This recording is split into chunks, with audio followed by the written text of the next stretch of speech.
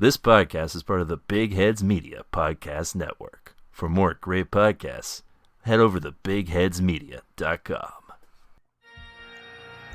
Can we talk about how Polly Walnuts is a perfect character?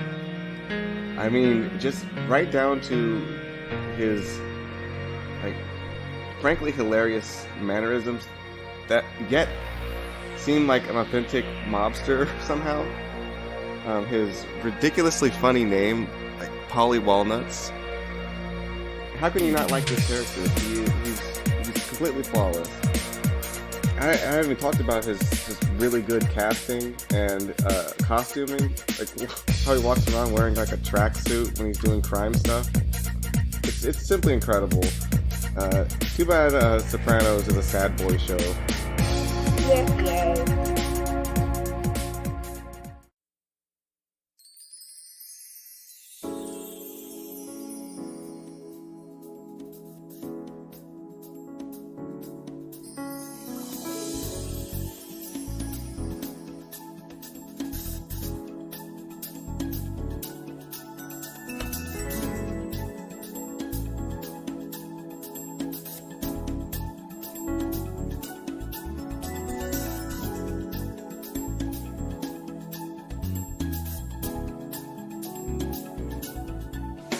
Hi there, folks, and welcome to TV Tuners. It's a television podcast for the true fanatics. It's a weekly dive in the latest in TV news and reviews. I'm your host, Swanson. With me, as always, is my co-host and neuroatypical son to Superman, Stairmaster. Shut up, Swanson. Podcasting is gay. Oh, why are you doing it then? I'm gonna go on TikTok and make it big there. I'll become popular overseas in China. I mean, yeah, sure. That would also help the podcast. Is that the pivot? Yeah, we pivot to China. What do the Chinese like? Well, they don't like drugs, so we're going to have to get rid of all of the references to that. Oh, okay. And they don't like skeletons, I don't think. No, they remove them from their bodies. Is that true? Yeah, that is true. They do that. Yeah, they purge themselves of skeletons. And with us, as always, is our other co-host and mysterious man in a big old suit, Kyorain. Swanson, aren't you curious about how I know so much about you, Jimmy? I'm not that curious. I mean, we've been doing a podcast for almost 3 years now. Also, I don't think... Are you curious about why I'm sabotaging the power plant? Please don't do that. We need electricity to record. It's true. We need electricity. Also, if electricity went down, we'd be in a very bad situation. What about my suit, my robo suit? I'm like Iron Man. I guess you are sort of like a less impressive looking Iron Man. Yeah. I'm very strong. I can go toe to toe with you in combat. I mean, a lot of people can do that. Yeah, I'm not Superman. You can go toe to toe. I think a normal person can go toe to toe with me in combat. Like, if when Swanson's drunk, I could beat him. Well, I'm gonna stab you in the heart with your weakness and drop you from orbit, and that'll kill you for sure. Oh my god, he stabbed me in the heart with a CD disc of Dave Matthews' greatest hits. Oh, how did it not break? Well, it did. No. It broke into my chest. Oh no, he's throwing you out the airlock. Goodbye, Swanson. Wow, this is just like the opening of Gundam Wing. Don't worry, I pulled it out. I'm fine. Okay. Welcome to TV Tuners for another week of exciting television content. A podcast only about TV. No bits. What? No jokes. That's right. Just me. What you heard right there was authentic. It was not a bit. It wasn't a joke. We are recording this in space. Mm-hmm. The final frontier. Again. For the second time this year. Yeah, some people call us the television tuners, and they say we take a grim look at the dark world of television. Was that what they said? Yes, you're one of them who says that. Oh, I guess I just said it, huh? Yeah. Yeah, you did. Welcome to TV Tuners. And hey, listen, if you like what you're hearing so far, why not consider going over and giving us a subscribe? Who would do that? Please subscribe to me. Please. Please. Yeah, if you like the pod, consider supporting us by going to any of the podcast apps of your choice. Apple Podcasts, Google Podcasts, Stitcher, Spotify. Any place you find us, you can subscribe and get notified when new episodes drop. You can also leave us a 5-star review if that's a thing you're into. We might even read it here aloud on the pod if we like it and it's not filled with cursing. And you can become my friend in real life, and I'll text you when there's a new episode out. Oh, how does one do that? I don't know. It's kind of hard right now that I think about it. Sorry. Oh, well, maybe in a few months. Maybe in a few years. Oh, bold of you to assume we'll all be alive then. Wow, Swanson's stealing my gimmick. And that's not the only place you can find us. We're available on Twitter as well.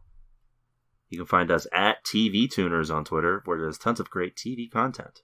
Yes, we find all the best content and tweets. That's right. A lot of people are saying that the TV Tuners Twitter account has 100% television-related content on it. That is true. Yeah. There's a no anime, no politics. Definitely zero politics. Only things that have aired on television. We keep woke culture out of our Twitter account. Yeah, we don't have time for your leftist agenda on our TV Tuners account. We try to keep it politically neutral. Yeah. For instance, our latest retweet seems to be a VTuber. That's TV. She's playing Parkitect, it looks like, and screaming "Shut up" at the park goers.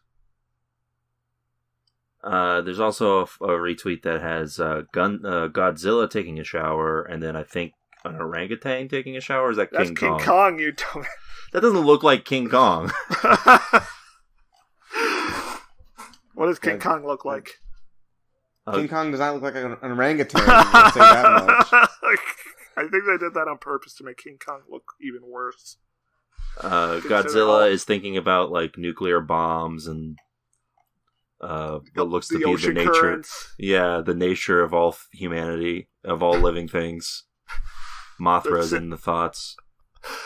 Meanwhile, King Kong is just thinking about bananas and a female Wojak. Her shirt says "Daddy." Yeah. That's what people keep speculating. He's going to be King Kong at the end of this movie. No, he's going to become Daddy Kong. Well, we described the photo in a tweet, so that retroactively makes it tweet of the week.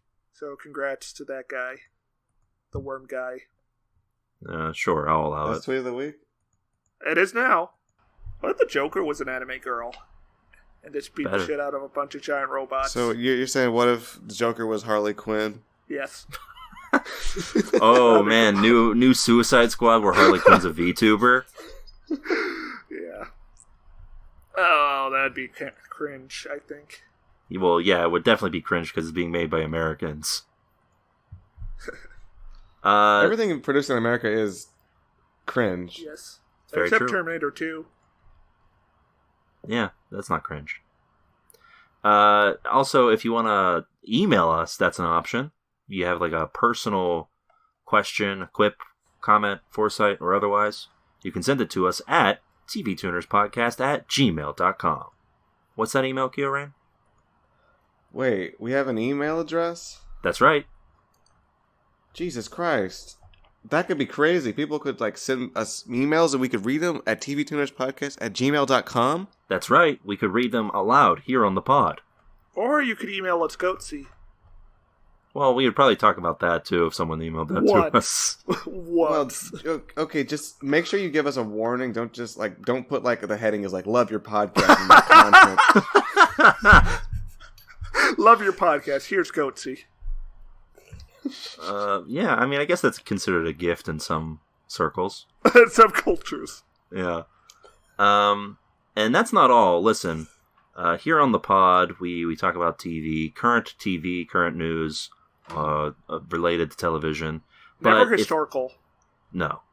Zero. But if that was something you were into, or perhaps there was a movie or TV show you want us to look into, well, that's what our Buy Me a Coffee page is for.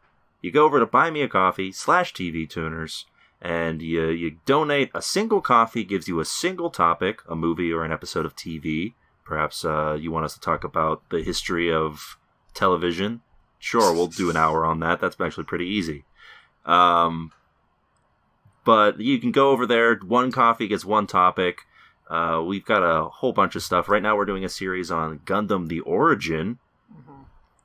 We're a few episodes away from wrapping that up, and then we'll be onwards and upwards to a bunch of other stuff we've got on the docket. But you can add yourself to the docket by going over there now. buymeacoffee.com/TV Tuners.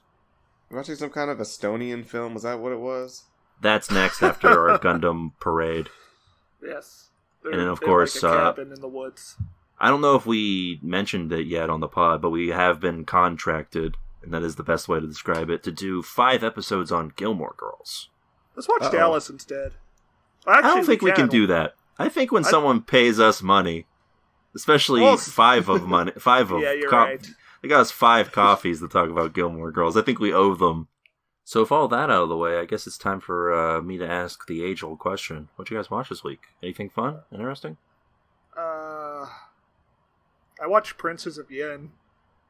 Oh, what's all that?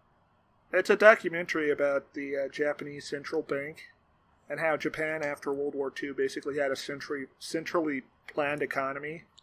But a bunch of guys in the central bank decided, no, we need to liberalize. So they deliberately engineered a recession that lasted a literal decade before they got the reforms they wanted. That's no good. Yeah. And they face no repercussions, I imagine? Nope. Yeah. They're now independent from the actual government. That's a real capitalism moment. Top 10 capitalism moments right there. Looking at the lost decade. LMAO, who did this? Was that it? Anything It else? was very depressing. There's a lot of scenic shots of graveyards in that film. Oh. And People also, died a lot of people kill themselves. because of the recession. Yeah. Yeah, that's no That's good. pretty jaked up. It's not good. Well, they do call it the lost decade for a reason. Is that a tune-in? I guess. All right. Unless you're already suicidal, don't watch it then. How's it compare to Wolf on Wall Street? Way less. I did not laugh as much compared to Wolf of Wall Street. Let's see. I got some stuff to talk about this week. A whole smorgasbord, if you will. I'll make it quick. I'll go with the easiest thing to talk about first. I rewatched the first season of Futurama. Ooh. It holds up. All of it? The one Yeah. I've seen the least, because they didn't air those episodes on Adult Swim as much. Oh, you would think, but it's surprising how much is actually in this first season. Fry and the Slurm Factory is in there. Wow, I didn't know that. The first Trash Planet episode. Which one was a Trash Planet? That's the one. It's not the one with Al Gore. It's the one before it where they introduce the professor's rival. I don't think I remember that one. I'm just thinking of the Ed and Eddie episode with the van. Yeah, I've got pretty fond memories of first season of Futurama. Part of my backstory as a TV enthusiast is my dad owned like all the box sets for Simpsons, Futurama, and also Family Guy. Oh. And I would I did not watch Family Guy very much. Good. Thankfully. But I did watch the hell out of Simpsons and Futurama. Yeah, I think I watched a lot of Simpsons and Futurama as a kid. Yes. That was part of my religious ritual, was just watching the Fox syndicated reruns. But it's surprising how much is introduced in this first season. Obviously, Zap Brannigan is there. He's there in like 3 episodes. Wow. They introduced Mom already in like the 4th episode. There's tons of stuff that gets introduced throughout the. It's a good. I mean, it's good. Obviously, it's weird how much they hit the ground running on that show. But yeah, good stuff all around. Other than that, I watched a film. I don't believe you. What? I'm continuing my going through of things that were recommended to me in 2020. I watched Possessor, a sci-fi horror combo from the son of David Cronenberg. Ooh, sounds gross. It is. It was actually not that gross in comparison, but it was trippy. So, are you saying that Cronenberg didn't raise his son and teach him specifically how to be as sick and nasty as possible? I feel like he was maybe holding back on the sick, and it's gory, I'll give you that, but it's not like there's no, like, it's not disgusting. There's no scene of them taking a brain out of a guy's head and putting it in another head. No, but it's more about consciousness, two consciousnesses melding together. All right, well, I'm realizing that Swanson is a true paragon of virtue because he got recommendations and he actually followed up on them. Wow. Yeah. I'm remembering the time where I ambushed Swanson. Like, I jumped out of the shadows and I was like, "Hey, Swanson, can I get some TV recommendations?" And he was like, "Yeah, sure. I'm going to just hook you up here with this nice list." And I was like, "Oh, thanks, Swanson." I wrote it all down. And then I watched, like, one of the shows. Well, you've watched Hannibal since then. I remember when I told Swanson to watch Dragon Ball Super Broly, and he did. Well, I didn't watch Hannibal because you said so. I said it because I didn't watch it because my mom said so. Oh, betrayal. But I did watch Terriers, though. You have to give me credit for that one, okay? That's true. Yeah, good show. I watched most of Stair will be Terriers. happy to know that Dragon Ball Super Broly is on my watch list on Letterboxd. Allegedly. You can go look. It's there. There's no way to be sure. Swanson is a man of action. He's going to watch it when he gets to it on the list. Yeah. Anyway, Possessor was fun. It's a sci-fi sort of... It's more horror than sci-fi. It's more psychological horror. It's essentially this assassin is able to take over the consciousness of another person and perform assassinations on people close by. As you might imagine, that causes some problems when one consciousness is like particularly strong, and it causes a whole situation where she's trapped inside this person's body. There's a lot of like trippy sequences inside the mindscape. I won't spoil any of it, but it's a lot of fun. It doesn't sound like fun, but maybe some other kind of fun you mean? By fun, I mean it's like you're like, whoa, wow, okay, holy shit. I'm glad that happened to them and not me. Yeah.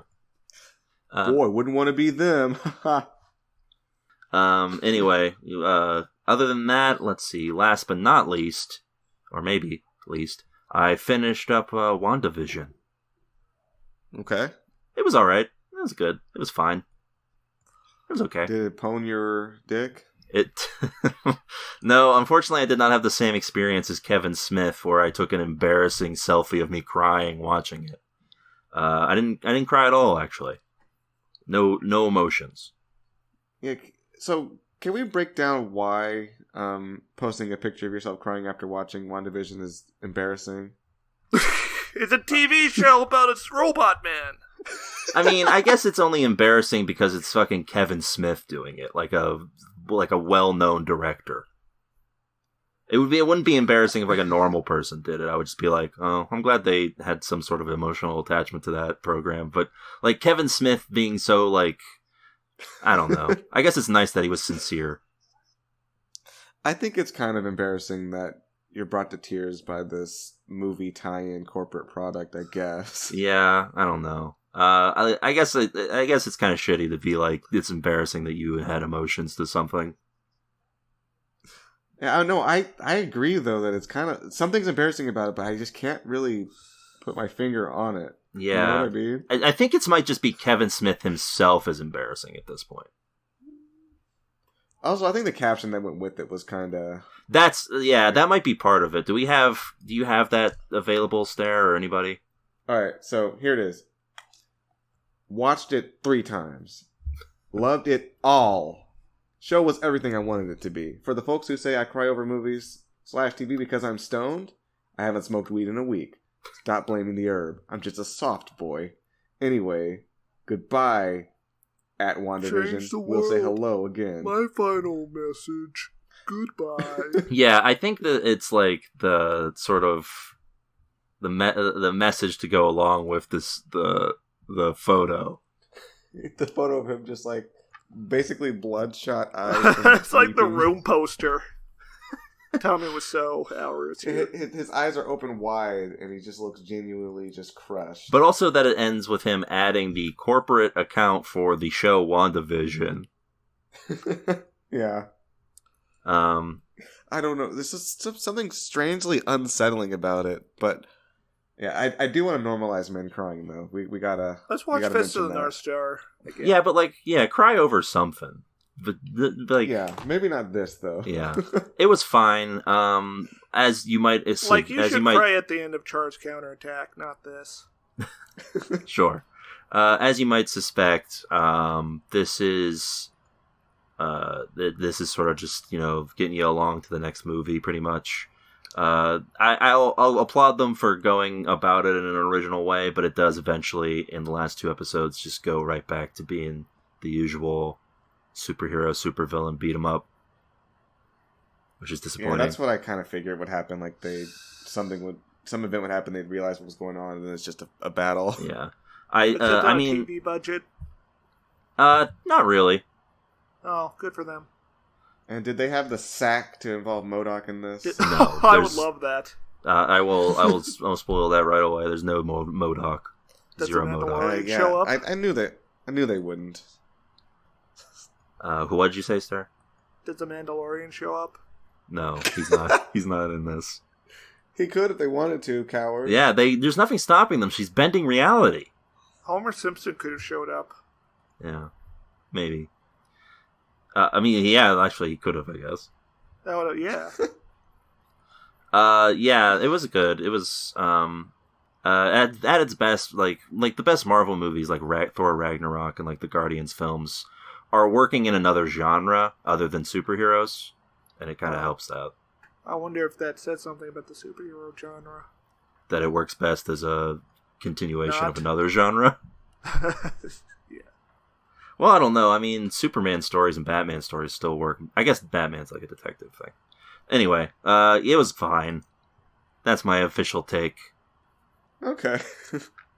So, how did it change from the episodes we watched on the pod? It gets more interested in unraveling... No. It gets more interested in unraveling the mystery.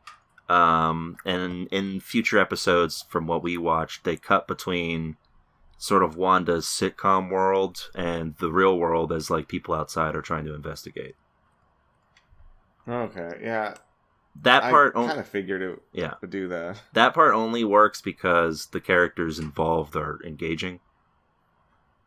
Mm-hmm. That's another thing, is that I do appreciate that the show, because it's a TV show, they managed to get away with actually, Hark expanding on the characters beyond just whatever surface level characterization they get. That's always a good thing. So good on them. So yeah, let's move on then to the Rabble, huh? Ooh. Everyone's favorite segment. That's right. Yeah, my favorite. What is it? The Rabble is a segment here on the pod where we give you a little sneak peek of the show we watched by cluing you in on what IMDb and critics at large on Rotten Tomatoes have to say about the program. Because we got a lot of segments we get through. We got a lot of stuff we cover on the pod. It takes a bit before we get to the show, so we're going to give you a little taste, a little clue in on what the other folks around us have to say. This is our apology. Yeah, can I start here? Sure. Yes. So I got an interesting one. Oh. Tell me if you can understand it. Oh, I love that being a start off. All right, this is a 6 out of 10. Ooh. By Quebec. Quebec? No, Q. He's doesn't have an E at the beginning. It's just Quebec. Quebec. No, it's Quebec? Q-Anon Beck. No, it's Quebec. Quebec. Yeah, Quebec. Yeah. Anyways, the title is "If You Got Time, Waste It." Oh. Okay. It says, "First short Superman. ... Huh. I think Peter Dinklage What? play this role more good too. And Lois? No comment. Superman's idiot sons. How you find that, guys? And story? Sorry, but super duper terrible." Wow. Is Superman short? I didn't notice he was especially short or anything. They weren't like shooting him in 19 found this helpful. Oh, okay. They weren't shooting him in like Tom Cruise angles. So I didn't think he was that short. Do you want me to read it again? What, am I missing something here? I mean, you're focusing on the very first 3 words, but the rest of it. Well, I mean, we're moving along at a pace here, Kiara. We're like going frame by frame, like it's a Pruder film. We could do a whole podcast on this. Okay, go ahead, keep going with your analysis. Okay, so next, Lois Lane is ugly? Yeah, I didn't notice that either. I thought she was very conventionally attractive. Well, you skipped over the Peter Dinklage part. Oh, yeah, that is pretty classic. I mean, I guess, yeah, very classy, very... I love who doesn't love a good short joke? I love making fun of people's heights. That's totally a thing that can control. I bet this guy was a big fan of Game of Thrones, even after Season 4. I think he was only a fan of post-Season 4 Game of Thrones. Oh. Peter Dinklage would probably be a better Superman, so that's, I guess, an accurate point. Well, I mean, he is a British actor, I think. Yes, Lois Lane is not ugly. I mean, I guess the kids are pretty garbage. They are garbage children. Idiot sons. But the question they asked is, how you find that guys with a Z? Probably auditions. I would assume. No, I think he's asking the reader how you find the idiot sons. Oh, you watch them and you say, "Oh, that's stupid. They did stupid things." I think he's asking your opinions. Like, hey guys, what do you think? Oh, yeah, they're dumb. That? I don't like them. They did this unnecessary. So wait, so Swanson, you're thinking that this is a comment about the casting of the characters, like how they find the actors? Yeah, how they find them. Yeah, isn't that what he means? They should have gotten the guys from Dawson's Creek, who are like 80 now. Yes. Yeah. Are we missing any other big things at the end here? The story, he's apologetic, but super duper terrible. I mean, I don't know. I don't think the story apologetic. Yeah, I mean, I don't know. We'll talk. We're obviously gonna talk about the story at large, but I mean, like, super duper terrible. We've watched a lot of garbage on this show. This was more like just run of the mill. Yeah, it was not particularly bad or good. Yeah, super duper implies that like we're watching The Room,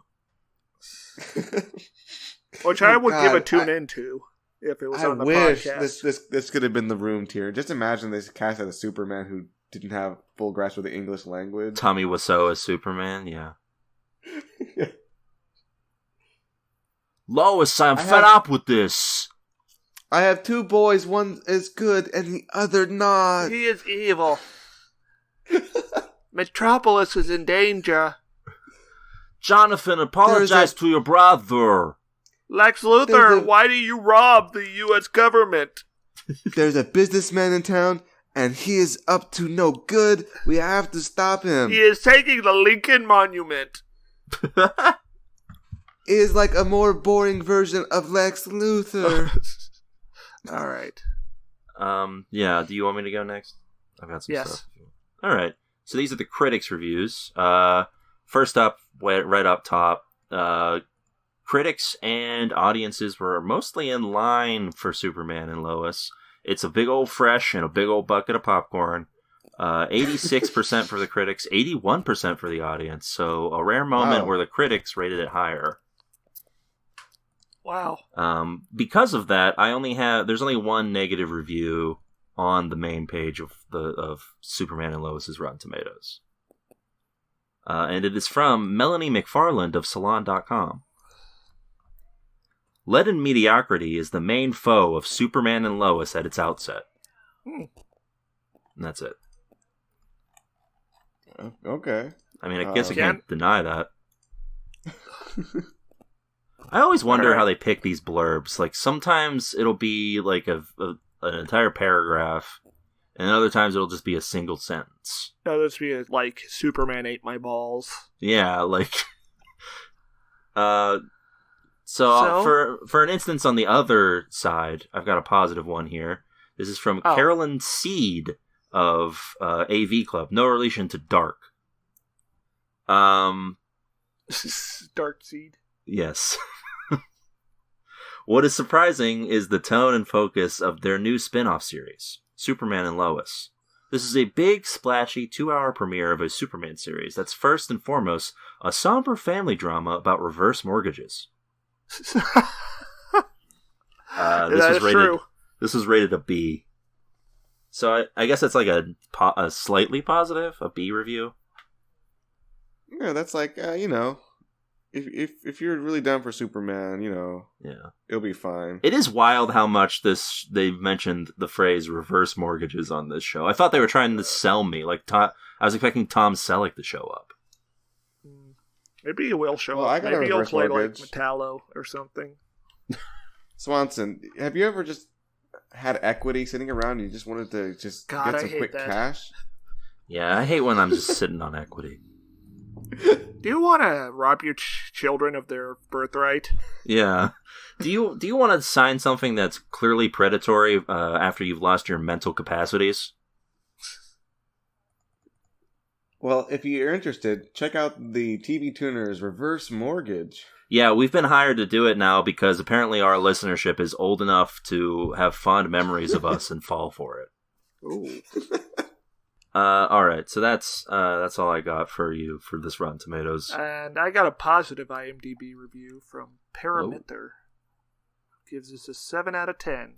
They write, Lois. That's the title. Hey, not Lois. Not Megan Foxy enough. Not even close. 7 out of 10 is perhaps too generous even. 0 out of 16 found this helpful. So what you're telling me, Stairmaster, is that this person made the review of the show just to rate a woman's appearance? Yes. And they thought that Megan Fox was in the show, apparently. Or they think that Megan Fox is the only woman that you can be. Yeah, you have to ideally be like Megan Fox. Someone who I don't think is even like acting anymore. When was the last time she was in a movie that you heard of? I do want to point out this man does have a review for the 2013 The Fall, complaining about the feminist undertones. Yeah, that tracks. That makes sense. Title: to me. Men Are a Genetic Defect. Huh. Uh-oh. Well, I mean, I don't know. Is he wrong about that? Apparently, according to him. Female is a fundamental human form, quote unquote. An extreme political opinion propagated throughout the series. A score of 5 makes sense for a series insulting half the audience. Good job, writers. You really showed those male monsters what's up. ... Ruffle. Oh my. Wait, so that wasn't his opinion. He was just saying that the show was making that statement. Yeah. Okay. Apparently, Megan Fox was in both Teenage Mutant Ninja Turtles movies, live action, as April O'Neil. I don't know who Megan Fox is, and the more you talk about this person, the more confused and upset Kieran, she was the female love interest in Transformers. I don't think he saw Transformers, one of my dad's favorite movies. How could he not have? He's definitely seen the poster of which she is on. Well, look. How about this? I'll look it up, and if I recognize it, I'll say I'll apologize. I remember watching Transformers with my dad, and the truck is driving down the highway, the heroic truck, and my dad turns to me and is like, "This is a great movie." Is this Transformer? Is this Michael Bay's Transformers? Yes, this is what I mean. Not the 1985 one. Okay. Yeah, she plays Unicron. I'm looking at these posters. There's several of them. Well, look for the hotted boob woman. Okay, there's this blonde woman. Is that what you're talking about? No, I don't think so. I don't know who Megan Fox is. Let's look at Megan Fox. That might be a little bit more productive. Nope, you don't recognize this person at all. Well, anyway, she's evidently the embodiment of female sexuality. So, what would you rate her appearance, Kyo? Yeah, let's do that. That's a good. Just bringing it back full circle. All right, yeah. So, the news, huh? How about that? We were talking about Superman, and it's funny that we were discussing it this week because earlier today, as of recording, the Justice League Snyder Cut was leaked.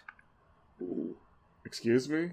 Yeah, I wanted to talk about this just in passing because we've been railing on the Snyder Cut for a while. Wait, how do you leak something 5 hours long? That's like more of like a dump. Well, interesting. Yes, Zack Snyder's Justice League leaked earlier today, and it happened for people who were trying to watch the new Tom and Jerry movie available on HBO Max. Oh. They were treated to none other than the Justice League instead. Is that an upgrade? I don't know. I guess we'll have to watch both movies to find out. Oh no. Don't put that evil on us, Stairmaster. Too late. I spoke it, and now it is real. At least get someone to buy us copies for that. Oh yeah, they should probably do that first. Yeah, so they, people were able to load it up and see the movie and stuff, so we saw some clips online of this 4-hour extravaganza of desaturated images. N-word. That's right, yeah. Yeah, he turns to Cyborg and says it. Yeah, and the Joker laughs heartily. Yeah. I've corrupted you, Batman. He doesn't laugh like a maniac. He laughs like somebody just told a really good joke. Yeah. My favorite joke of all, racism. Like that? Yeah. Yeah, and Cyborg is just like, he looks sad more than anything. His chest morphs into a frowny face. Oh, that would be a good... Yeah. Yeah. Even though he has a human face, he uses his chest. Well, yeah, he's emoting with both. That would be a good use of Cyborg, to just have him be like an emotion, like he just does emojis on his chest. No, this is a creepy photorealistic frowny face. Oh. Anyway, yeah, there are spoilers getting out now for those who are spoiled. Watch out! Yeah, don't want to be spoiled by this 4-hour-long movie filled with just what seems to be anything that they could think of to put in here. Who's they? Zack Snyder. Yeah, it's available, or it's not available anymore. Obviously, it's since changed. You have to wait until March 18th to get your Snyder Cut. I can't wait. I can. Speaking of having to wait, let's talk about Better Call Saul. Oh, excuse me? You mean well, as we know, the 6th and final season has been announced, and as far as I know, it's essentially finished filming. What? Or is almost done filming. I'm not sure, but some COVID-related shuffling has led to AMC's schedule being chock full of just Walking Dead shit.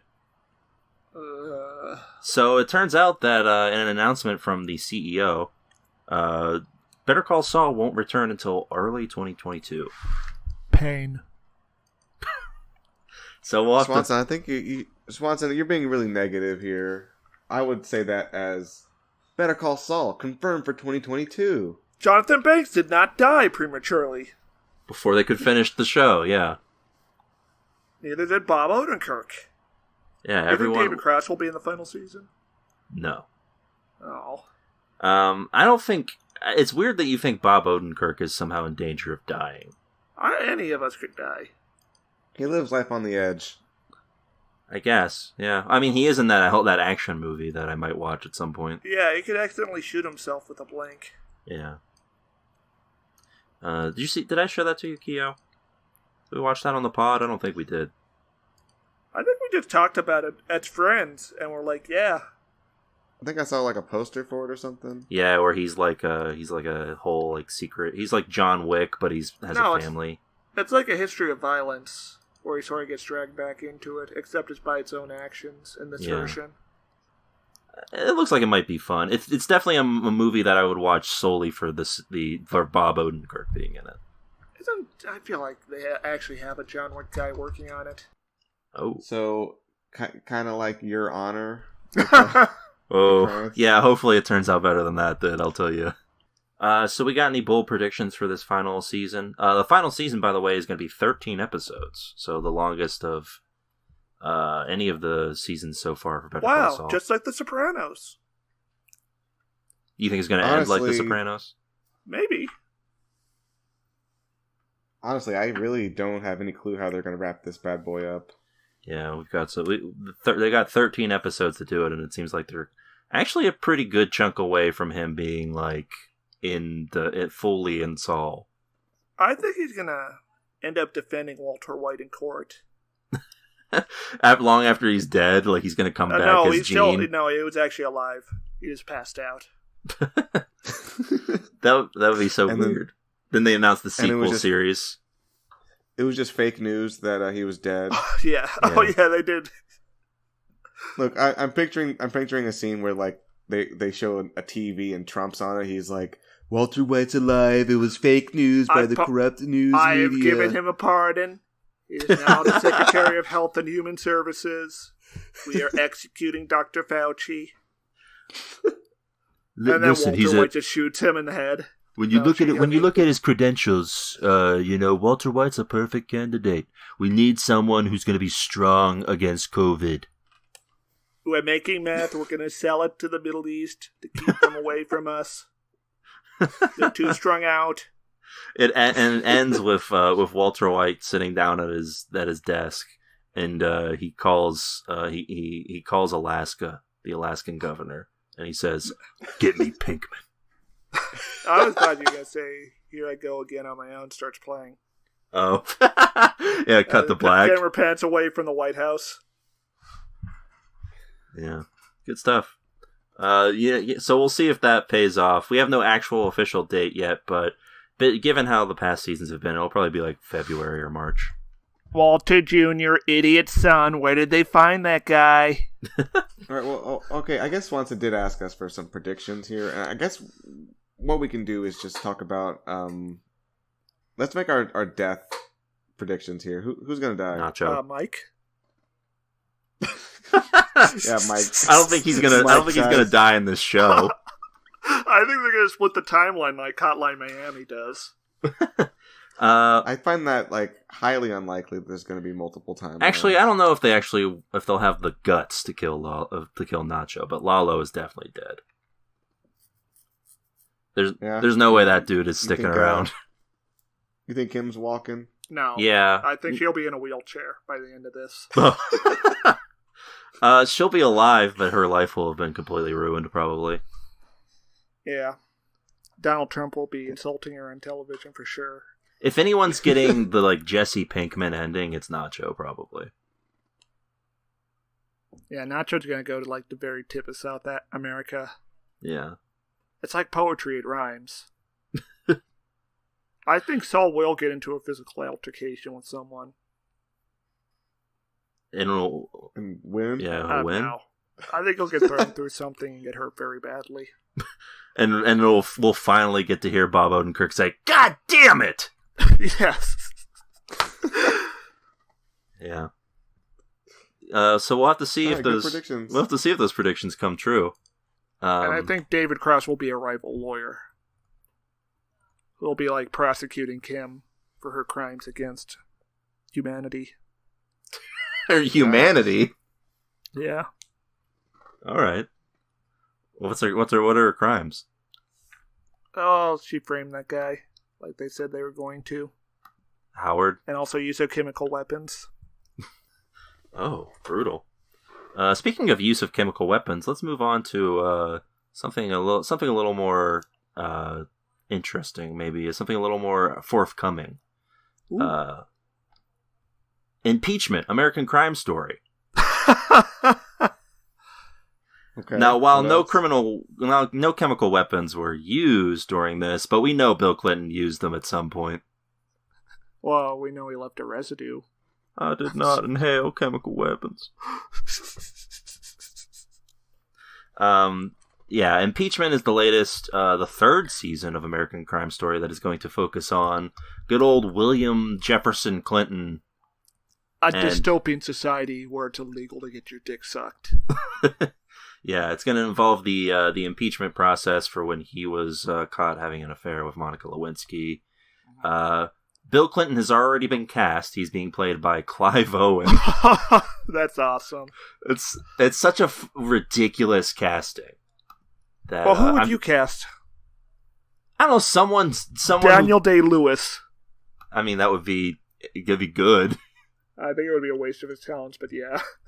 Like, what of Clive Owen's acting leads you to believe that he is capable of doing a Southern drawl? Should get Kevin Spacey. Oh. Uh-oh. They should have cast James Gandolfini as Bill Clinton. Well, obviously, because Hillary Clinton is being played by Edie Falco, Carmela Soprano. Oh, I thought it was Eddie Falco. I've heard it's pronounced Edie. I don't think Eddie is how you... Eddie's with two E's, or two D's, sorry. There's also two E's, but...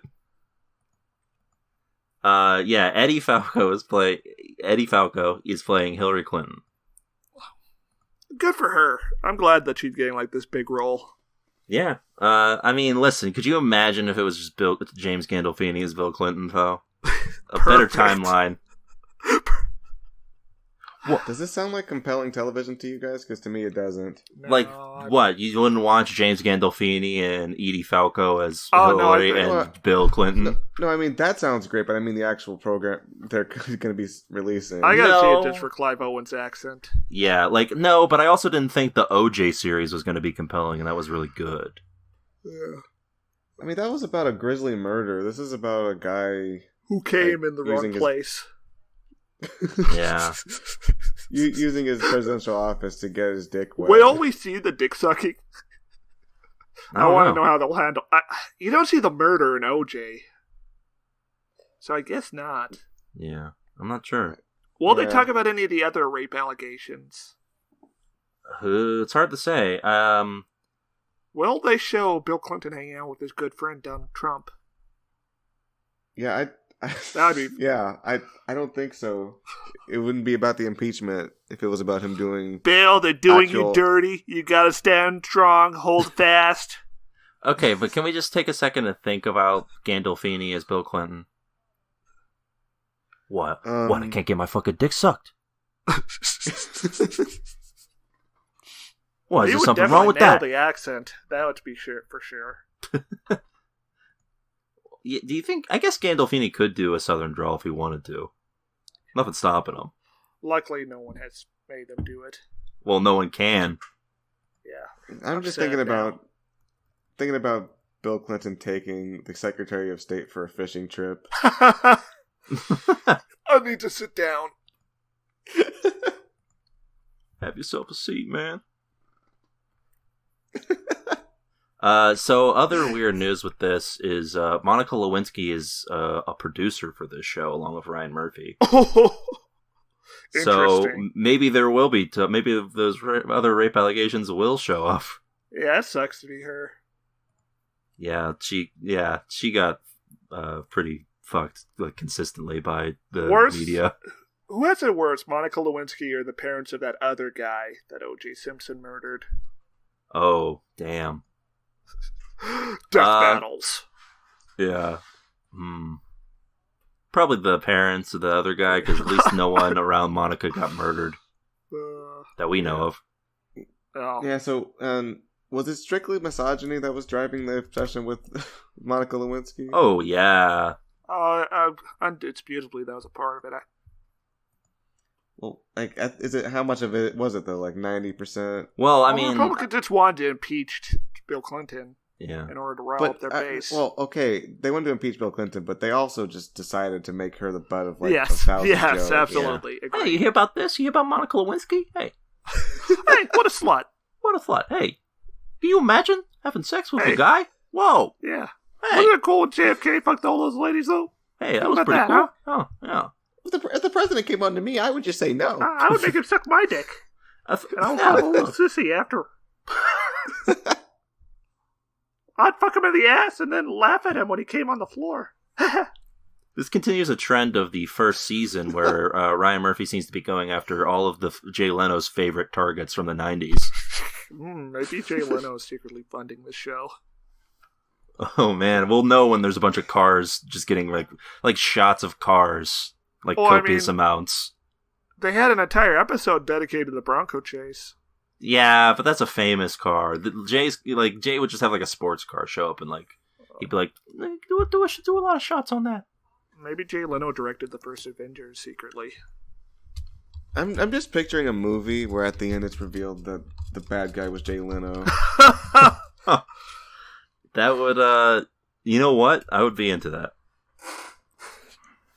And not like a bad guy played by Jay Leno. I just mean Jay Leno. Yeah. I seen, I don't know what I was going to say there. Never mind. Farewell. And that's TV tuners, folks. Alright, so I got one last news story here. David Simon is heading back to Baltimore for a new HBO series.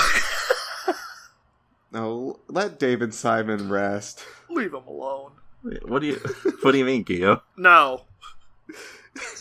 He's had enough. Just let him lay down a bit. Just let him. The boy's tired. Yeah, let him take a nap. He's got to post bullshit on Twitter that ruins his legacy. Yeah, just take a nap. Let him take a sleep. Take a snooze. All right. Well, that's it for the news. So let's get to a segment near and dear to everybody's hearts. It's Guess Who's Coming. Hit the theme, Kiorain. Hey, hey, hey, hey. Everything is gonna be alright. Yes, it's the first of the new month of March here. Spring. First episode. And we're here for another installment of Guess Who's Coming, our monthly show here where I give my pals Kiorain and Stairmaster titles of upcoming programs for the month of March, and they have to guess what the premise is. Oh boy, here we go. Whoever gets closest gets a point. At the end, they get a prize. What's the prize? Well, we'll have to find out, won't we? I can't wait. Well, how am I going to be motivated if I don't know what the prize is? It's really good. Let me inform you that the prize will be big, shocking. Okay. The hugest. Okay. It'll be the biggest prize you've ever seen. Let me listen. Wait, does Darren know what the prize is and I don't? A lot of people are saying this. A lot of people are saying the prize is the biggest. I'm not President Donald Trump, not Stan Master. You sound more I'm like your JFK. Mark my words. I swear not to reveal the secret prize before the time comes. So All right, fine. Let's get started. let's start with this first series here. The only broadcast TV show I have this week.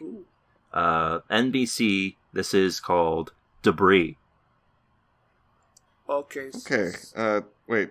You want? Debris. Do you want to go stare? Alright, so these guys are like in space and a satellite exploded and there's just debris everywhere and it's an international disaster.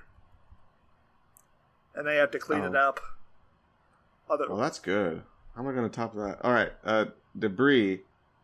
There's been a calamity in oh my god, why did my brain go? Okay, I have to stick with what came to my head. There's been a calamity in New York City. Yes. The year is 2001. Yes. Oh, okay. Oh! Interesting. Interesting choice there. All right.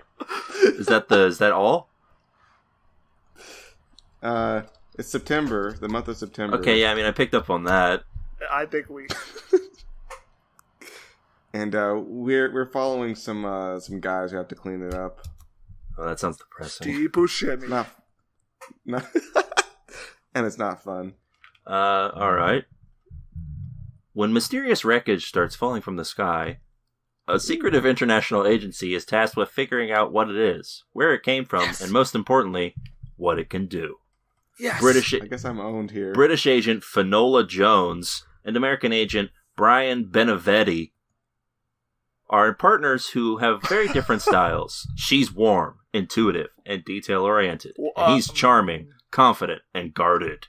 But they have They're not talking about the debris very much at all now, are they? Hold on. But they have no choice but to trust each other as they track down the debris scattered across the Western Hemisphere. Alright, so that debris clearly came from space. I would think so. Yeah, As an international catastrophe. I have a rare note here where I want to mention two of the names of people starring in this because I think they're funny.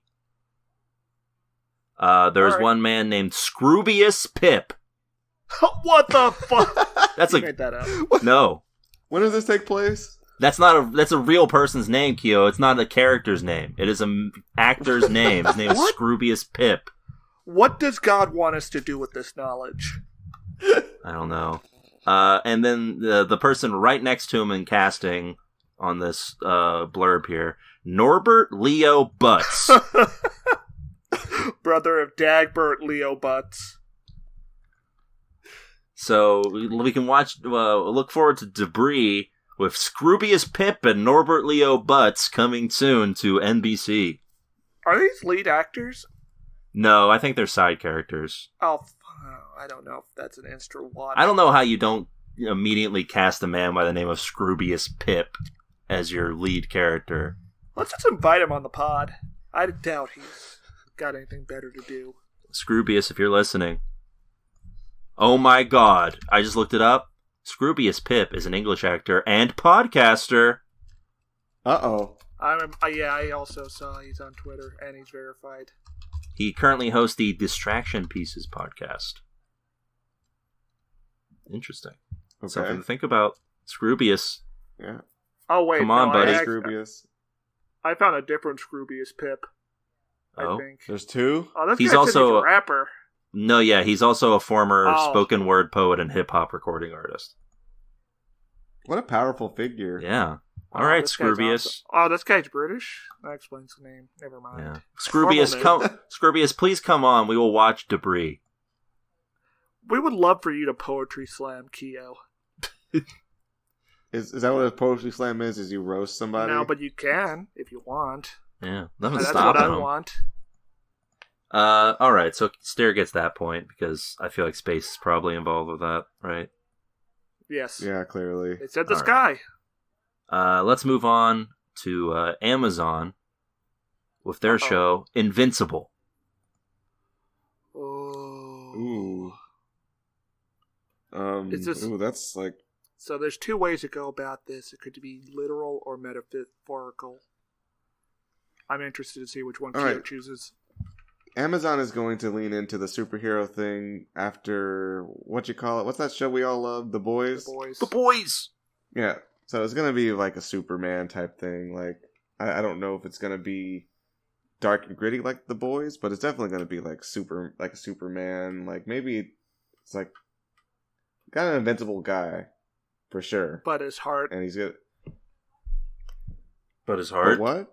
But he still has a heart. Oh. That's his weakness.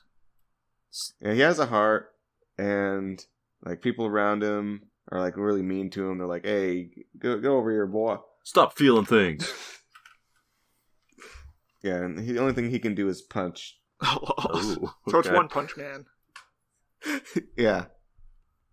Stair, do you have an actual take on this? So I think this is like a pro wrestler. He's like the baby face. He's like the main face of his organization, the John Cena or the Rock, if you will. Okay. He can't lose, except for when it would be really dramatic. And the show is like goes behind the scenes to explore the personal drama of his life. Maybe there's a plot about him thinking he has CTE. I think they'll save that for a later season, though. That's like a season finale, I think, yeah. All right. Invincible revolves around 17-year-old Mark Grayson, who's just like every other guy his age, except that his father is the most powerful superhero on the planet, Omni-Man. But as Mark develops powers of his own, he discovers that his father's legacy may not be as heroic as it seems. So is The Boys? It is an animated show that is from the creator of The Walking Dead. Oh God! It was Griffey Jr. That's right. It was the first comic that he wrote. It has a pretty stacked cast of voice actors. Mark Hamill's here. J.K. Simmons. Soichi Jason Ikeda. Mantzoukas is here for some reason. Anyway, Keo gets the point. Yeah. I can't believe it. You like that, Keo? You happy about that? Yeah, Oh, I guess. You shouldn't be. Tied You game. should feel Why? guilty. Oh, Because I knew that Amazon would try to lean into The Boys stuff. Kennedy's back. This competition is rigged. So let's head over to Tide Game. Let's head over to Netflix with this program, The One. All right, so it's an adaptation of the Jet Li, Jason Statham film, The One. Except it's going to take 10 episodes before they get to the next dimension. And he figures out he can kill himself to get stronger. So, like, the premise of the movie? Yeah. Okay, I'll be honest with you right now. By describing it based on movies I haven't watched, You did see it. I made you watch that for movie night. Akio, it was like the first movies I ever streamed for our circle of friends. It's the one when Jet Li's in the chair, and then the pretty lady comes in and she has a mouse in her heel, and the mouse runs up to the chair, and then Get Down with the Sickness starts playing right as it explodes. I love that and he starts kicking people and breaking free. Stairmaster is explaining this like he is a breathy teenager explaining his first action movie.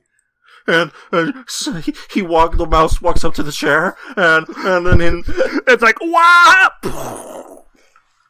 Okay, I think I remember that scene. Also, yeah. Okay, yeah, Dean Norris is in it briefly. So I'm going to predict that it's not that. Ooh, okay, bold. So this is definitely a Netflix romantic comedy. Ooh. Okay. So there's a dude, and he's like, wow, that lady, she's the one. But turns out she's not. She's trouble. She has 5 identical twins, and he has to figure out which one is the one. And which one did he fall in love with? Oh, wait, that's just Boko Bin. Now available on Crunchyroll. Or wait, no, I'm not thinking. That's a different show, sorry. Yeah, are we getting paid by that? That's a completely different show. I can't remember the name. Oh, well. Yes, and that's my guess. It's about romance. All right. The One is set 5 minutes in the future. In a world where a DNA test can find your perfect partner. The one person you're genetically predisposed to fall passionately in love with. No matter how good your relationship... Hold on. Which one of us can honestly say we haven't thought about whether there is someone better out there? What if a hair sample is all it takes to find them? So it's like the first episode of Future City. Weird City. That's exactly... That was my thought, yes. They literally just... Yeah, that's exactly... Yeah. YouTube Red went under and they were like, you know what? Let's just poach it. But take the jokes out. Yeah. We gotta make this serious. Those are too difficult to come up with. So, yeah, Kyo, you got it there. Romance abounds in this one. Bromance? Maybe. I don't think it's gonna go... That's the thing. I don't think they're man enough. I don't think they got the sack. I got no time for any of that queer stuff.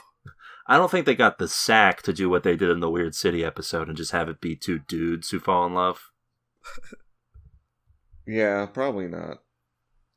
It's all gonna be above board heterosexual bullshit. Listen, America's birth rates are dropping. The civilization is under attack, Swanson. Sir, please stop with the Nazi stuff. I was more going for a Shinzo Abe. Well, I guess when I talked about our civilization. Well, that's where I started. Alright. Here's our next Netflix you know his granddad was a Nazi, though, pretty much, politically speaking. Yeah. That's a problem, it sounds like. Yeah, he was basically the architect of the slave labor system in Manchuria. That doesn't sound good. Where the mines were killing like thousands of people every month. He sounds pretty hella canceled. Yeah, I think he also became prime minister after the war. Oh, that's enough to black pill, I'll tell you that much. This new Netflix show here. By the way, Kyo, you have the lead, obviously.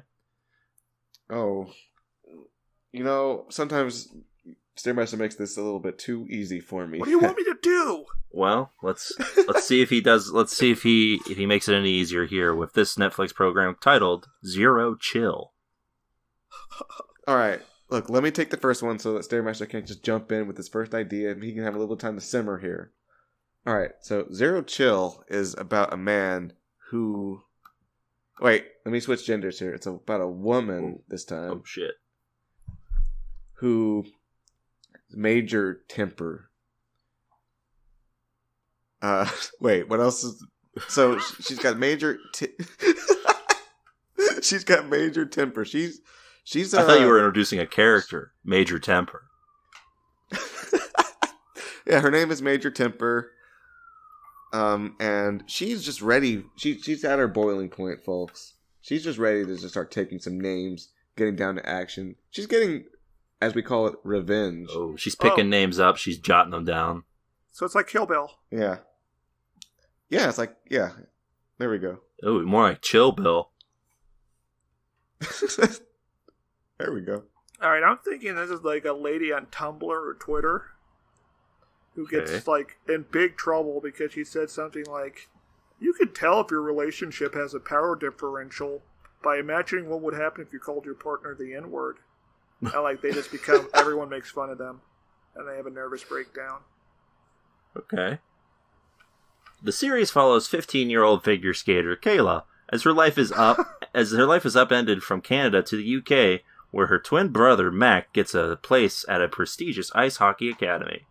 Distraught at her parents' decision to put her brother's ambitions before her own, Kayla must find her place on the ice again and step out from the shadow of her superstar twin. Well, I mean, parents are sort of like the mass public of Twitter. Okay, I was describing a character who took action. It sounds like she needs to take action in this show to reestablish her ice skating career. I think we both should lose a point. I mean, I don't know. You guys should really probably pitch this to me. Like, give me some more pitching here. I need some. I mean, saying something dumb on Twitter and then being bullied by everyone, that's sort of like having your parents just upend your entire life for another man. Except in that case, it's completely your fault. Yeah, well, it's kind of this girl's fault, too, for not asserting herself. She's 16. She should take a hammer to her parents. Yeah, so in mine, I just definitely described a character with at least a little bit. I didn't make my character bad at all, like Stairmaster. So I think I should get the pick from that. Hey, I think she has a fair point. Like, all right, I think Keo gets the point here, Stair. Okay. Whatever. I have one more if we want to do it, but I mean, Keo has one. Wait, Stair. I really want to know how you justify her hot take. I don't. So we got one last one here. Do we want to do it, or do we just... Yes. Look, I want Stair to get a shot at redemption here, okay? Okay. And what happens if I fail this, then? Look, that'd be really bad, I think. Look, I'll be really nice to you here, Stair. I'm gonna talk about a little man. Okay, thank you. Keo's teeing up what he's going to do already before hearing the title. Interesting. This is another Netflix program. It is titled The Irregulars. Okay, do you want to start, Stair? Or you want me to go? Okay, so it's about a bunch of teenagers who are mutants. Hence the Irregulars part in there in high school, but for mutants. But they can't legally use the phrase mutants, so they have to call them the DE Regulars. Okay. And one of them is a little man. Oh. There. Why are you taking that? Why would you do that? Why would you do that? It's Joker-fied. Alright, so The Irregulars is about an iconic duo. Oh, okay. There is a very powerful man. Like, he's like the strongest in town. He's got like swords. Ooh, so he's Archer from Fate Stay Night. Yeah, he's got... Yeah. Wait, Archer has sword... Okay, whatever. He's got swords.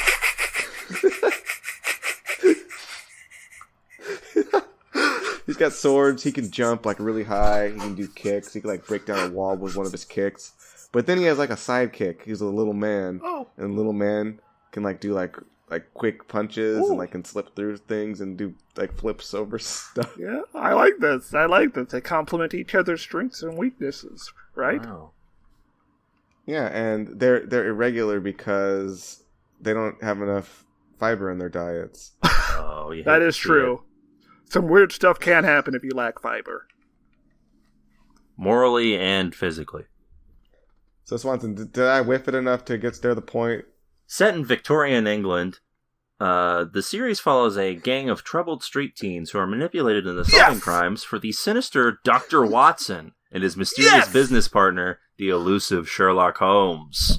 As the crimes take on a horrifying supernatural edge and dark powers emerge, it'll be up to the Irregulars to come together to save not only London, but the entire world. Wait, so they're the regulars, not the regulars? The Irregulars. Oh. Wait, did you just say the bad guys were Sherlock Holmes and Watson? That's right. But there are teams. They say the sinister Dr. Watson and the elusive Sherlock Holmes to make sure that you know that they are bad guys. I mean, he is an opium addict, so he is a low moral character. That's true. Dare I say a degenerate?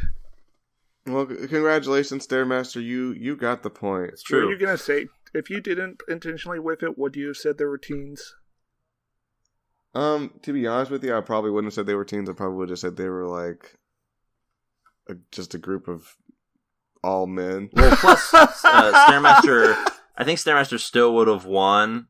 Still would have won because he said that they were mutants, and it's Victorian London, so you know they were mutants. Yes. Wow, brutal, Swanson. Yeah.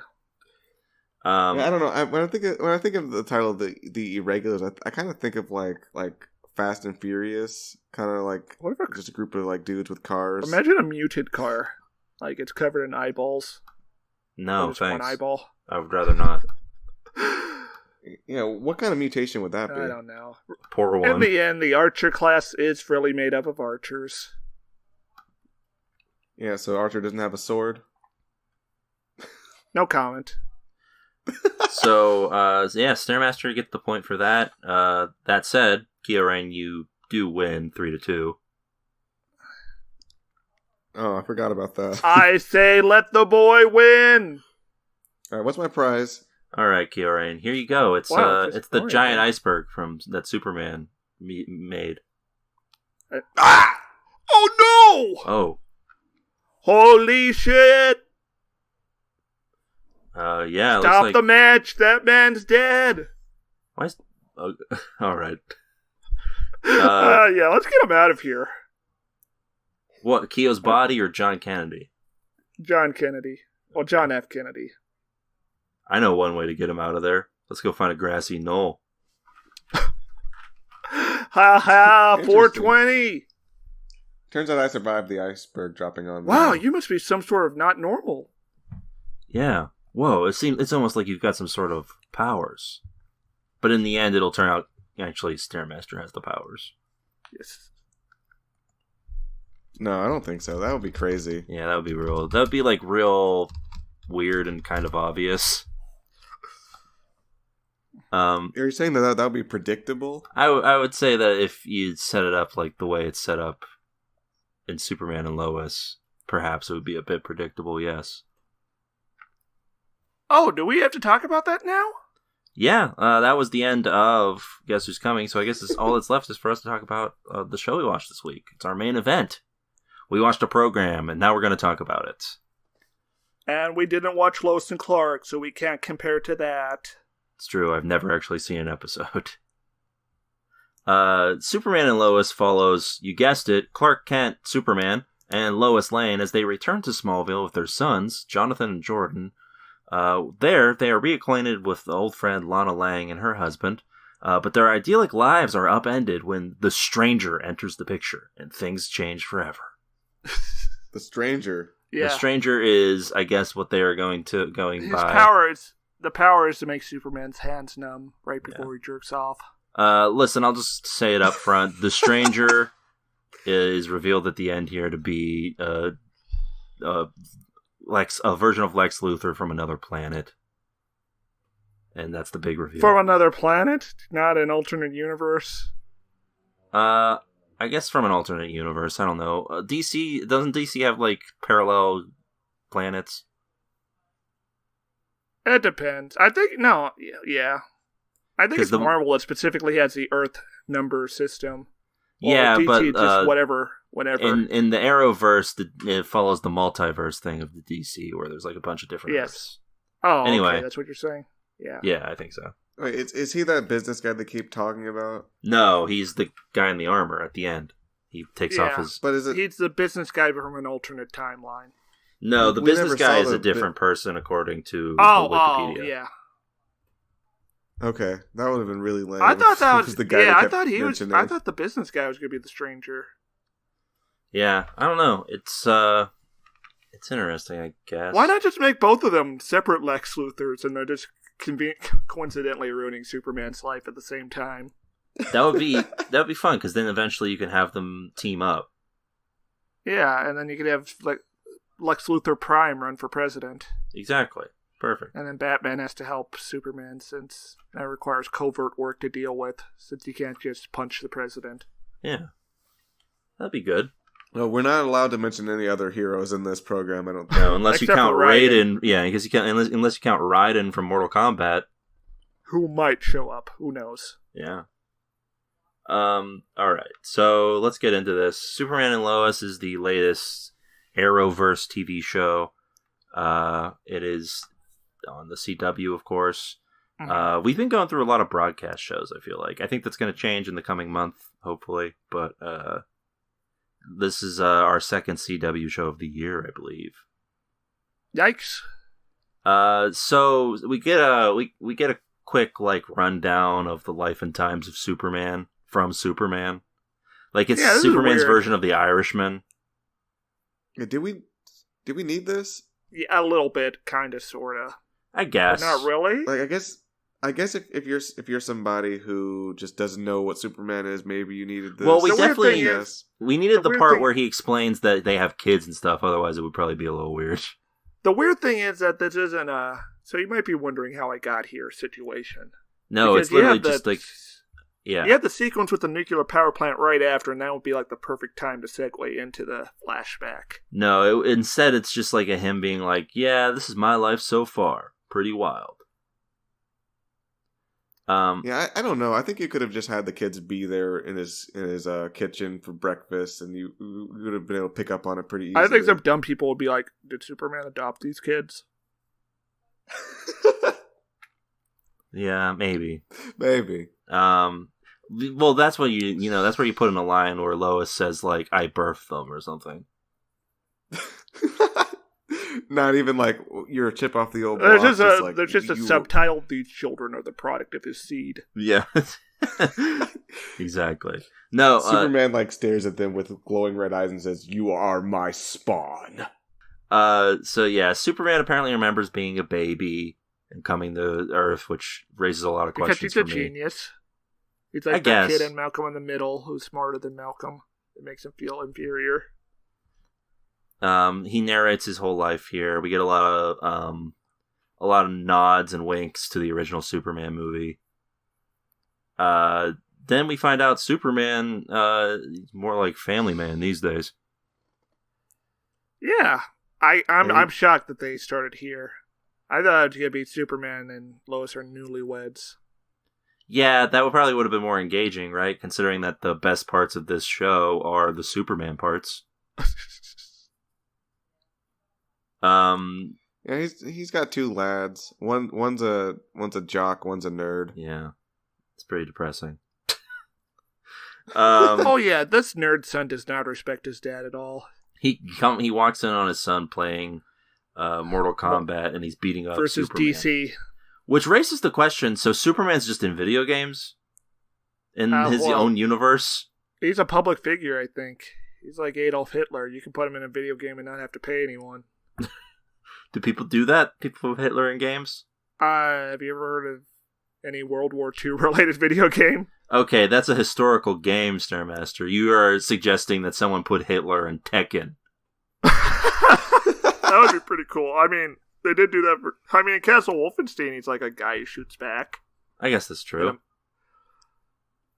I think I'm disappointed that he wasn't playing as Batman. That'd have been very funny. Yeah. It would you have been think- kind of obvious, but I would have respected them for it. Do you think Hitler's going to be new Smash Bros. DLC? Maybe. But they'll have to put him in Fire Emblem first. They'd be very upset that like Sora didn't get in. Yeah. Hitler is here! I don't know. I'm not going to engage with this. Okay, just imagine though, like people like they don't care. They're just talking about the meta now. I've heard people complain that Pyra and Mithra handle like Soul Calibur characters instead of Smash characters. Yeah. They would say that Hitler is too overpowered in the game and needs to be nerfed. I'm just picturing it's like a screenshot with like the hitboxes shown, and they're like, "What is this hitbox? It's too big." Hitler's up B is too strong. He's got an anti-air that's invincible on hit. So yeah, this kid is playing video games. I just like the other son is perfect in every way. Yeah, I can imagine like a executive walks in the meeting here. They're like, "All right, we got our new show, Superman and Lois, and we're looking for some ideas, to sort of differentiate it from all the other Superman properties." And he waits a little bit, takes off his sunglasses, and says, "He has shit kids." Well, I mean, it's sort of like Batman Beyond. It's just like a uproarious applause in the and that man gets like, $30,000 just for that single sentence. Yeah, and like these are some brothers if I've ever seen. Like, these are two brothers for sure. Two brothers. Yeah, it's just like what brothers do. Like they just make quips on the way out the door to school. Yeah, they make quips and they make fun of each other, and that's I guess all they do. Yeah, if one of the brothers is mentally healthy, the other one is mentally ill. The healthy one's gonna bully the ill one. And apparently their parents won't do anything about it, even if one of them is fucking Superman. One of them is Keo, one of them is Stairmaster. Oh man, am I the dad? I don't like this. Yes. I don't want to raise you two. It's just, Daddy. Just imagine like me and Stair are both late 20s guys heading to high school, and yes, I've got my Letterman's jacket on. Stair's got his t-shirt on. I'm just thrashing his style. I'm just like, you got gonna no go drip. Wearing that? You gonna go out there looking like a dripless loser? So I dress up like the Amogus with the fancy sneakers. My name's King Football now. I play football good. Yeah, I would throw a football at Stair and just like cave in his chest. It would doink his nuts and they would fall off. So yeah, Superman goes and saves this nuclear plant from going out. Is the way he saves it? Okay, so I don't know a whole lot. I think it would create a massive steam explosion. I was gonna say, wouldn't this fuck stuff up more with all the water coming in? Yeah, it is very cold, but still, that'd be a lot of energy being... Well, I guess the thing is, it is exposed to the atmosphere, so it's not contained in a small space, so it wouldn't build up pressure rapidly as the water evaporated. I don't know, we would have to ask an actual physicist. Yeah, I don't know. Well, this wasn't a bad sequence if you don't think about the science that we're ignorant of. Yeah. No, yeah, this was like a perfect... That is a very fun, yes. This is like a perfect introductory, this is what Superman does type of deal. Also, throughout this episode, the effects are pretty spot on for most of it. The battle gets a little iffy, but... Well, that's good, fine enough for TV. Yeah. And he meets with General Lane, who is his Lois's dad. And sure, why not? I think that's from the comics, so it's fine. Yeah, sure. Well, the comics, sure. They're 90 years old. They've done every idea at this point, so there's a difference. So of course there's one like that. So yeah, he's like, Superman, you're doing good. I have reason to believe there's someone purposely causing these accidents. And his name is Saddam Hussein. So yes, we get introduced to Superman's shit kids. One is a jock. One is neuroatypical. He has social anxiety one is disorder. Like Meadow Soprano. The other is like AJ Soprano. Yeah. Only and it's 2021 now, so they can actually diagnose him. Yeah. Anyway, there's a whole bit here where the jock's son, Lois, is worried that he might be getting some of Superman's powers. Superman's like, we cannot tell them about who I am for reasons. Also, he says he took him to this Fortress of Solitude to test him or something. I think he tested their blood, which is probably weirder, but I don't know. The Fortress of Solitude said they were perfectly normal as long as we don't expose them to fire. The test was inconclusive, apparently, which tells us nothing. Oh man, Superman versus the Thing? I don't know if Superman could win. Oh. I think that would be a very quick battle either way. Yeah, it's probably true. It would have to be One-sided. like Superman comes into the middle of the thing. Like Kurt Russell's like, who the fuck is this guy? Who the fuck is this guy with the S on his chest who flew in here? Now see, Batman versus the Thing, that's a perfect setup because it suits his character as a detective. He has to figure out who the Thing is. And he has to convince people he's not the Thing. True. And he would have a flamethrower on hand. Yes. But he has a no-kill rule, so he can't use it carelessly. Yeah. And maybe the Joker's there too. Well, yeah, they have to work together, and then it ends the same exact way, with the two of them sharing a drink. How often do people with no-kill rules just carry a flamethrower with them? Oh, well. Well, Batman does sometimes, I think. I think Batman has used a flamethrower. And the Arkham Knight game, his Batmobile has a rubber bullet machine gun. I guess also in the Dark Knight Returns. Which could but in the still Dark Knight kill Returns, you. he kills a ton of people. Yeah, I'm pretty sure in those video games you can definitely kill people. Yeah. That's fun to knock people off, hang rails, and just. In those games, when you kill people, does Batman go like, "No"?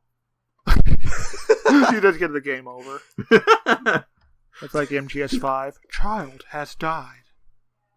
Time paradox. I didn't mean to. Like it's just and like over the game over screen, you just hear Batman being like, It's like the two best friends bit about the Telltale Batman game, where every interaction with the character should have a kill choice. So yes, I'm just picturing though, like there's no consequences in game except for Batman just makes a comment about how he didn't like that. You gotta try harder. Didn't want him to die. Now it's like Prince of Persia. Like he's telling the story to someone. It's like, hold on, that didn't happen that way. Let me start over. So Superman's mom dies. She gets what the fuck is this show? It's just shitting on Superman. Yeah, like he gets bad news run one after the other. Like Superman in this show has to contend more with real life than he does actually superheroics. Which I guess is more relatable. Are we making a relatable Superman? I mean, is that what the goal is? The show is called Superman and Lois. Yeah, like ideally, wouldn't you have Lois be the one who has to deal with like the real life stuff, and Superman's doing like the superheroics? A little bit. I think you would switch between them once in a while, or maybe like every. Well, and that's the other problem. Yes, Lois doesn't have anything to do, and it's. Lois has nothing to do. Yeah. And you would have Lois, like, ideally actually work at her job. They should have called this Superman, parentheses, Lois. It should really just be called Superman's Kids. Because those Son of Superman. They get like 30 minutes of screen time in this. They go to their own. They go to this like little shitty party here, among other things. And like. The focus is on all of this like teen drama, like do I really care if the daughter of Lana Lang is into one of Superman's kids or not? One of Superman's sons cucks a black guy. Yeah, like do I care? Do I like? And also, that black guy up until that point of the show is the only black character to appear. Yeah, they introduce a black character whose only goal is to be cucked. Aggressive. Yeah, he shows up and is immediately aggressive and starting a fight. Sort of like Superman in this. When he confronts the other black guy in this show.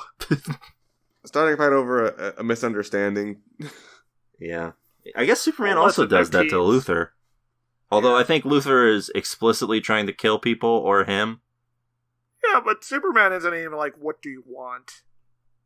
He just decides that this has to be solved with violence. But that's a superhero. That's a comic book thing. Yeah, true. But Goku would have asked him what he wanted.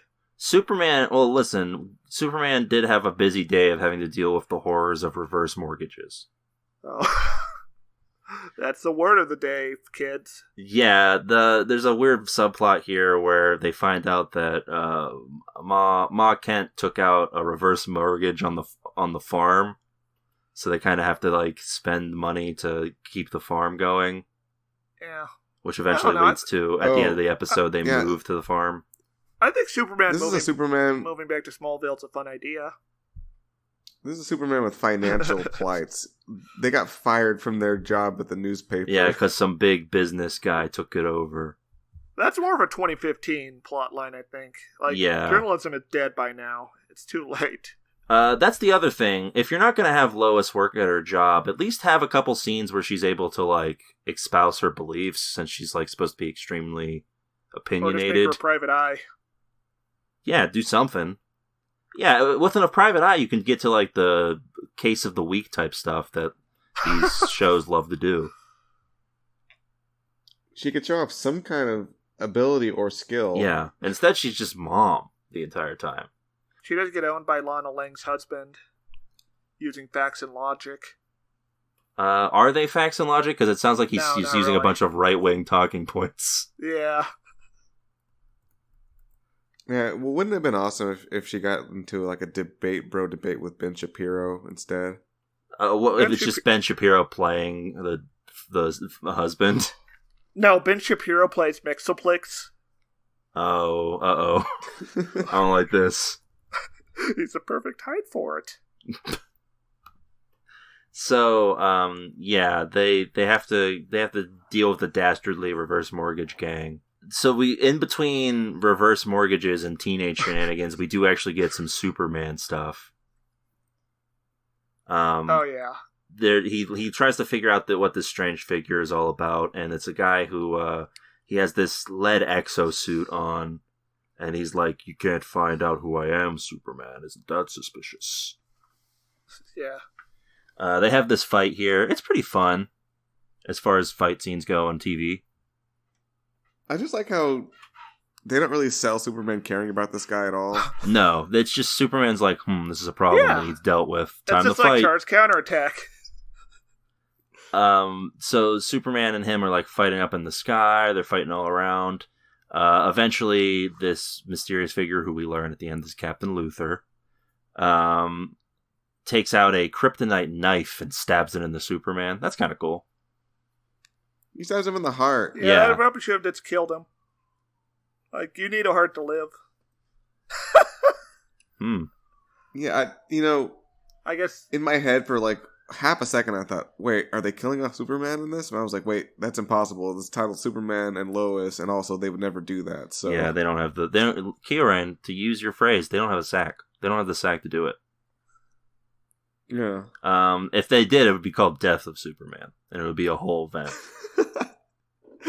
Oh, that would be a big deal, I think, if they killed off Superman. I mean, how are they going to bring him back if he died? They'll gather the Dragon Balls. They never kill Superman off in the comics. I know that for a fact. Yeah, he's always stayed alive and well. He's always jumping around, looking at They've things. also never done it in the movies. Yeah, all those movies I definitely know all about. Yeah, they definitely didn't kill him in the last Zack Snyder movie. And then just have to try and reverse a way to bring him back for half of the runtime of Justice League. Anyway, Boy. So yeah, there's a bit here where I'm jumping all over the place, but like, to be honest, a lot of this is just kind of boring. It's not great. It like, anytime Superman himself is not doing super stuff on the screen, I'm like yawning loudly. Yeah. I just can't believe they had the villain like stab him with his ultimate weakness and throw him from orbit, and he's just And the heart. doesn't even care. Yeah, I don't feel like there's any stakes anymore. Yeah. Like, maybe you shouldn't. Maybe you should have saved that for like closer to the end of the season, maybe. Or maybe you should have just thrown him into the moon. Yeah. It's like, owie. Yeah, he just completely no-sold it. He was just like, oh man, I was weakened for a minute. Also, it's your first. Anyways, I guess I'm gonna go back home. It's now? your first episode. Maybe build up this villain a little bit more before he has a confrontation with Superman. Like have him beat up someone else first. Yeah, like or Captain Adam. If you want to have, like, maybe the end of the episode is Superman catches a glimpse of the guy before he gets away. Yeah. And the fact that he's able to, like, get away from Superman would be, like, a big, like, whoa. Yeah, and I don't know. I think if you're going to give stakes to a Superman fight, usually it's just to do with him having to protect something, not him being in physical danger most of the time. I mean, that's how they always did it in the animated show. Unless Darkseid was around. There's a bit here with his kids where one of them is just, like, going around the old farmhouse, just, like, hanging out, having a good old time, and then just, like, a bunch of pipes. Yeah, Sting pushes them over. Yeah. Sting pushes him off the rafters, and a bunch of pipes fall on him and his brother. The router was installed in the rafters. That was what they were trying to get? In the barn, yeah, the router was in the barn. I guess Ma Kent didn't consult Clark when she decided where to put the fucking router in her house. I mean, they definitely hung a big lantern on this. They were like, what was she thinking? Maybe it's hooked up to the spaceship, and that's why it's up there. It's directly above the spaceship. Don't ask any questions about that spaceship. So yeah, like the two lads are put in mortal danger, but they come out unscathed. What? And Superman's like, one of you is my son. And they give it away by having the quote unquote twist by having the nerd fall like really far and not get hurt. Yeah, it should have been like they should have been around the same distance, right? Yeah, but no, they didn't do that. So they gave it away. Which is because they definitely want it to be a big twist when it turns out that he's the one who's using his heat vision. While the other brother has no superpowers. Yeah. Allegedly. It's probably going to be something dumb where they both get like half of Superman's powers. Like he gets all of like the fast and like he gets to fly and like move around real quick and stuff. And his brother gets all like the heat vision and cold breath. Or maybe they'll just play it straight and he has no powers. Yeah, maybe he'll just have to cope with that. I mean, that would be interesting. He's very well adjusted and doesn't seem to care. Yes. So. Unlike his other brother. Unless you're just lying and putting on a strong face. Well, this is the CW stare, so I'm not sure. Could go either way. It depends on how the writers feel the next episode.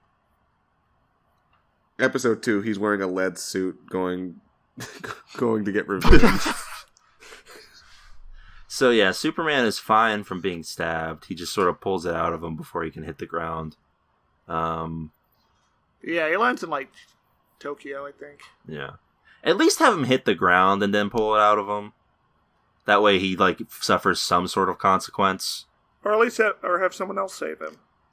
He has to go home and he's like got a black eye and he has to explain it to his kids because he's lying to them about being Superman. No, I think this is around the time where he reveals that he is Superman because they get into the farmhouse and they see the little like ship, and then he's like, "Children," and he dramatically like removes his glasses. Yeah, that's how, because he said you don't look anything like Superman. Yeah, that's why he has to put the glasses off. But just in case they weren't sure, he also lifts a car and then flies. Hovers into the sky. That was pretty cool, I'll admit. Yeah. Okay, well, I want to talk about one thing in this show, which I don't know. You guys ever seem to comment on it or care about it? But I always paid attention to the scoring on these programs. Oh, I don't remember any of it. Same. To me, it's very distracting when like every scene has like this music that sounds like somebody is like crawling towards, like they're in the desert, nearly death, crawling towards an oasis. You mean a song that's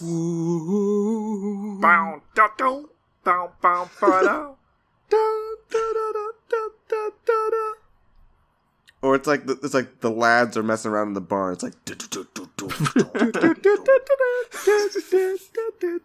the scoring is very intense in this show. Oh, can I say I think this Superman is too ruggedly handsome? Like too much of a Chad? Superman's supposed to be a Chad. Yeah, but not too much. Only when he's Clark Kent. I don't think he does a good job of being of getting the difference right. Yeah. But also, it doesn't really fucking matter because everyone in this show that he's actually talking to, outside of like maybe one character, knows he's Superman. So yeah, Superman reveals his identity to his kids. One of them finds out they have powers, and Superman's like, "Well, I have one child with Superman powers." Interesting, something to think about. Yeah. Superman decides that it is his job to save the rural Midwest, so they move back to Smallville. His kids, I guess, are cool with it. Like what the fuck? Come on, don't let him do that. Yeah, like the one son who's like going to play football in Metropolis. And has a girlfriend. And has a girlfriend is like, well, I was supposed to start school, but okay. Like, I'm pretty agreeable, Dad. And if there's one, I'm pretty agreeable, which is a common trait for teenagers. I'm very well adjusted, as you can tell. I have no interior life outside of football. And that's pretty much the end. There's like a big reveal here that this guy's Lex Luthor, this bad guy, and he's black. That's it. Shout out to the DCAU. Yeah, and that's it for Superman and Lois. It's kind of a mixed bag. Not the best show we've seen on TV Tuners. No, I would have to say that's Mobile Suit Gundam. It's not the worst show we've seen. It's actually, I think, in terms of CW, like DC Universe shows we've watched, it's probably the best. It's by far the best out of the shows we've seen from CW. Because when it's doing just Superman stuff, it's fun. It's like a fun show. If it had not had all the other stuff, it probably would have been a tune-in. But unfortunately, just watch Superman the animated series. Yeah. Also, I forgot to mention this, but the relationship in this pilot episode, the relational arc between Superman and his son, his powered son, is pretty much the same exact arc as Walker and his daughter in the show Walker. Close, yes. Complete with a conversation at the end about how he needs to do better. So yeah, it's a tune out for me. It's definitely the closest a CW superhero show has come to being entertaining. Unfortunately, it had to be bogged down by just sort of... It has to feel like a mandate at this point that they have to include some sort of teenage aspect. And it's rarely interesting. Yeah, like, they have this lad who apparently is not well, but that only gets manifested in acting completely normal. Yeah, this is not a very well-balanced show. No. It's because if you're gonna say that Superman's kid is mentally ill, you don't just like have him be a little awkward. Yeah. Also, that's not how SAD works. But yeah, he's got. They said severe anxiety as well, but no. We don't see that at all. Yeah, he should not have gone to this party if he had. Yeah, he would not have gone if he had severe anxiety. He would have left at the last. He would have not gone at all. He definitely wouldn't have just grabbed a kiss from this girl. Yeah, he wouldn't have been able to talk to her, from my experience. Like the move that if they really wanted to have this party scene, what they would have done, what they should have done anyway, is have the other brother be like, "Let's go, come on, you know where the party is, and you need to take me there." Oh please, I don't wanna. We're gonna be at this party, bro, and you're gonna be partying. You're gonna get your ding sucked. Exactly. Anyway, yeah, there's potential here, but it kind of got a mixed bag altogether. So tune out for me. Mm-hmm. Yeah, that's a tune out for me. Man, I don't want to give this a tune out, honestly. Oh. It wasn't... I'm still going to give it a tune out, but I'm not going to like it. A dejected tune out for Kyoran. So it's like, that's some Supreme Court bullshit. Yeah, there was a dissenting opinion from Kyoran. This is a concurrence. Oh, yeah. Or he agrees with us, but not for the same reason. There's a distinction being made for Kyo right here. Okay, I almost feel like I wanted to give the CW a win here. You know, Oh, it's true. We literally just thrown every single thing from them in the trash can. I think every DC property too, and I don't know. I didn't hate this. Yeah, I want to be clear here. Right? This wasn't the worst thing we've watched from the CW. That's probably still Walker. Actually, it's Pandora. Sorry. No, Pandora's great. Okay. What? Like the room is. Great. So, yeah, we haven't tuned in on a CW show, but Kyoran, I would like to remind you that that's true for almost all of the broadcast networks. Yes. Yeah, well, but if you take CW and compare it to like CBS or whatever, it's way less evil. yeah. It's got a different energy. Well, it feels like it. it feels like it It's actually like understands people our age. Something.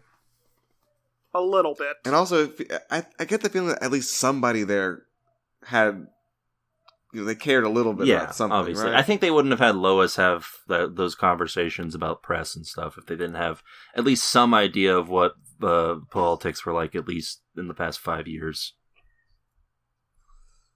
Yeah, so that's a tune out on this show, but it's a really disappointed, like dejected tune out. Yeah, this is how I felt when I watched Man of Steel. Man of Steel. That's where Seal sings the Superman theme song. It's a Werner Herzog documentary about an Antarctic biologist.